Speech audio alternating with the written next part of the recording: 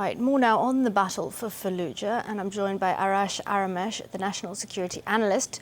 He's in San Francisco. Good morning, Arash. Thank you so much for joining us. Oh, you're in Houston, I apologize.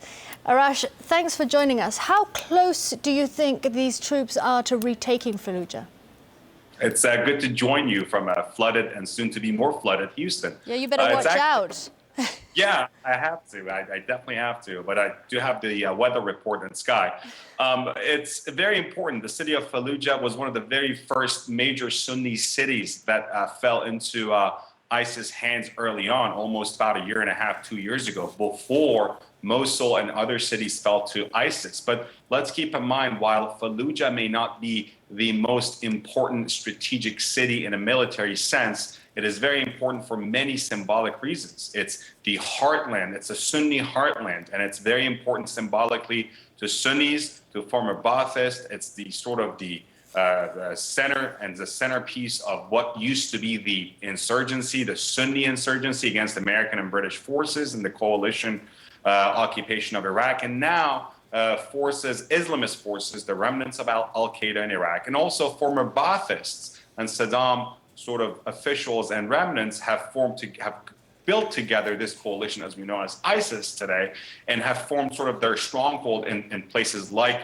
Fallujah. So Fallujah is much, much, much more important as a symbol as it would ever be as a very important strategic town. Its fall to the hands of the Iraqi army would be significant. And what about what happens after? Let's say they retake Fallujah, then what for the city? Because most of the residents have fled. What do you think would lie in store for the city? And it makes you wonder, you know, usually people who can't flee a city that has been surrounded now for quite a while, a besieged city, usually those who can't flee are the weakest. They're the elderly, they're children, there are unarmed and, you know, poorly, sort of people in poor health, and women and children and the elderly. So those who are now in the city, estimated about 50,000 people, happen to be the most vulnerable in that city. Now, what's going to happen? The Iraqi army is now being aided by Iranian-backed Shia militias. There is no love lost between Sunni sort of radicals and these Shia militias. Grand Ayatollah Ali Sistani, he is the most senior Shia cleric in Iraq, has come out and issued a verdict or an edict saying, you know, the Shias have to be nice and humane towards the Sunnis they captured. But a lot of people would probably rightly assume that with the absence of Western and other organizations and human rights observers, there's going to be a lot of bloodshed, as ISIS did against the Shias, and Shias may probably retaliate and do so against the Sunnis. So it's not going to be a very pretty scene, and it's not going to be fought along, Geneva Convention rules. What about these claims, Arash, that IS is within months of defeat? What do you make of those? You know, the organization known as ISIS may be on sort of their way out on their demise. But I don't think the idea, the concept of a Sunni insurgency is anywhere near finished. Let's assume for a second that ISIS had a different name. ISIS is a conglomerate of very upset Sunnis, urban Sunnis, rural Sunnis, Sunnis who came from a secular Iraq, from a Saddam regime era, Sunnis who came from a much more conservative Sunni religious Islamist background.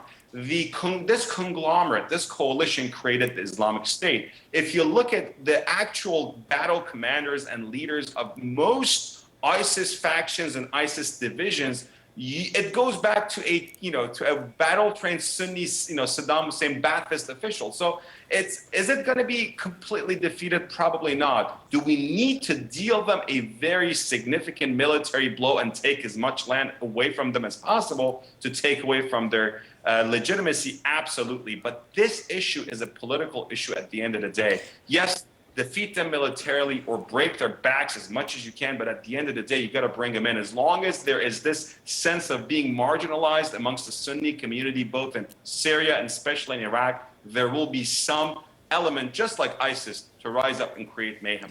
But Arash, do you think it's moved beyond that Sunni-Shia divide? Because you do have Sunni forces fighting against IS. You have some tribal forces, and these forces were much, much more significant just a few years back when General Petraeus, at the time the commander of U.S.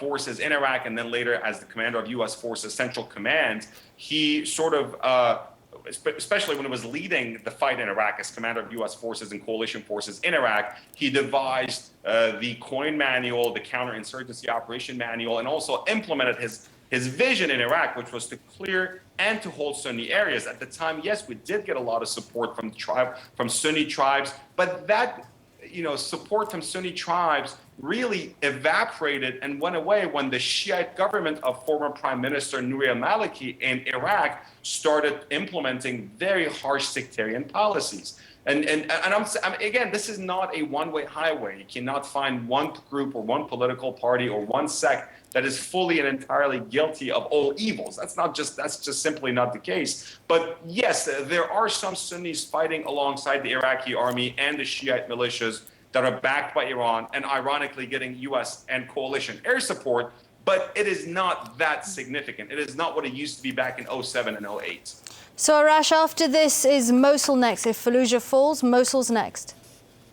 Mosul is a much more important city strategically, size-wise, you name it. Mosul is the second largest city in Iraq. After Mosul fell to ISIS without much resistance, as a matter of fact, from Iraqi forces, it was a huge deal. Over $1 billion in cash was captured by ISIS. A lot of American-made weapons and ammunition was captured by ISIS. Mosul is a big deal. Now, those who are fighting on the Mosul front happen to be a lot of Kurdish Peshmerga fighters coming from the Kurdish regions of northern Iraq.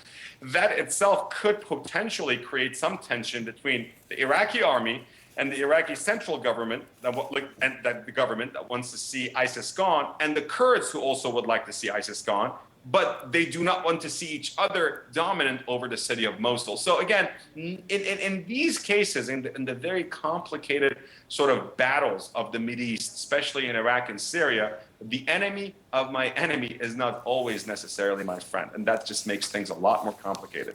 Okay, Arash, thank you very much. National security analyst Arash Aramesh talking to us from Houston there. Thanks.